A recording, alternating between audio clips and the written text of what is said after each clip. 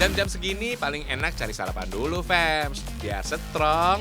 Gak usah bingung mau pilih menu apa. Ini loh, ada tinutuan alias bubur Manado yang melegenda dan mie cakalang.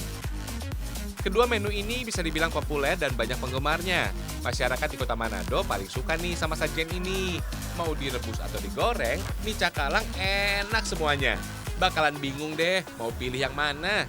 Tambahan ekstra ikan cakalang goreng juga bikin selera makin meningkat. Mie cakalang ini, fams, satu dari sekian banyak sajian tradisional dari Manado. Sajian mie ini biasa direbus atau berkuah. Seiring berjalannya waktu, mie cakalang juga diolah dengan cara digoreng. Kuah bening dengan sedikit rasa pedas dari merica cocok dijadikan menu sarapan atau makan siang. Selain segar, menu ini nggak bikin perut terlalu kenyang. Tinggal kalian pilih aja, sesuai selera kalian deh. Baik yang goreng maupun rebus, isian ikan cakalang yang menjadi campurannya bukan cuma jadi hiasan. Ikan cakalang ini benar-benar jadi inti sajian mie yang satu ini. Potongan abon ikan cakalangnya juga besar-besar, fams. Dijamin puas deh menyantapnya. Kalau masih kurang, tambahan ekstra ikan cakalang bisa kita pesan juga kok. Cita rasa ikan cakalang ini gurih dan punya aroma yang khas. Kesegaran ikan juga jadi jaminan karena ditangkap langsung dari perairan utara Pulau Sulawesi. Sekarang cobain tinutuannya yuk. Bubur khas dari Manado dan Minahasa ini terdiri dari beberapa jenis sayuran. Mulai dari bayam, kangkung, daun gedi, jagung, dan kemangi. Katanya sih menu ini tercipta saat masa krisis pangan di zaman penjajahan dulu. Beras dan sayur mayur jumlahnya nggak banyak. Kemudian dimasak menjadi satu hingga tercipta sajian bubur Manado ini. Kalau sekarang, tinutuan alias bubur Manado ini semakin mewah dan nikmat karena dicampur dengan tambahan ikan cakalang. Mantap loh, fams! Ngomongin soal Manado, emang nggak bisa lepas dengan kekayaan baharinya. Pantainya indah, hasil lautnya juga berlimpah. Salah satu yang jadi andalan, ya hasil tangkapan ikan cakalang ini, fams. Oleh sebagian masyarakat di Sulawesi Utara, ikan cakalang ada yang diolah dengan cara diasapi.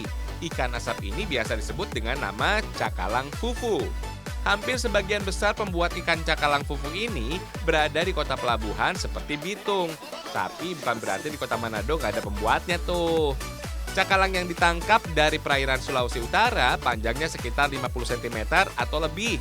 Di habitat aslinya, fams, cakalang dikenal sebagai perenang handal yang hidup di kedalaman tengah laut. Cakalang juga menjadi mangsa penting bagi ikan-ikan besar seperti ikan hiu tuh. Untuk buat ikan cakalang fufu, hanya daging ikannya saja yang dipakai. Tapi fams, isi perut ikan cakalang nggak dibuang begitu saja. Masih bisa loh dimanfaatkan menjadi bakasang, bahan baku sajian khas Sulawesi Utara yang lainnya. Untuk menjaga kualitasnya, proses pencucian ikan cakalang bisa berlangsung beberapa kali, fams.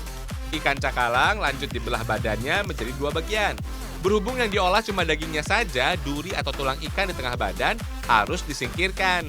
Salah satu yang bikin beda ikan cakalang fufu ini bentuknya, fams. Separuh badan ikan yang dibelah kemudian dijepit dengan sebilah bambu. Kalau udah, badan ikan dilebarkan dengan tusukan beberapa batang bambu lagi. Cara ini, fams, katanya bisa bikin proses pengasapan ikan lebih rata matangnya. Setelah ikan cakalang terikat kuat dengan bambu dan tali dari daun woka atau lontar, pastikan kembali kebersihannya, fams. Cuci dan bilas kembali ikan dengan air bersih. Rumah produksi ikan cakalang fufu di sini berbeda dengan tempat usaha pembuatan ikan cakalang fufu lainnya. Kalau biasanya proses pengasapan dilakukan di ruang terbuka, di sini perapian dibuat dalam ruang khusus. Cara kerjanya sama kok, fams. Ikan cakalang menjadi matang kalau sudah terpapar panas asap dari hasil pembakaran di bawahnya. Untuk hasilkan kualitas ikan cakalang fufu yang bagus, proses pengasapan ini bisa berlangsung selama 3 jam lamanya. Wah, sabar ya nunggunya. Usaha rumahan ikan cakalang fufu di sini, fams, sudah berlangsung selama puluhan tahun. Dalam sehari sekitar 100 GP atau 100 jepit ikan cakalang fufu bisa dibuat di sini. Biasanya sih proses pembuatan atau pengasapan ini berlangsung pada malam hari, kemudian dipasarkan pada esok pagi. Teknik pengasapan ikan ini dipercaya menjadi bahan pengawet yang alami. Ikan yang diasapi bisa bertahan jauh lebih lama ketimbang yang tidak diasapi.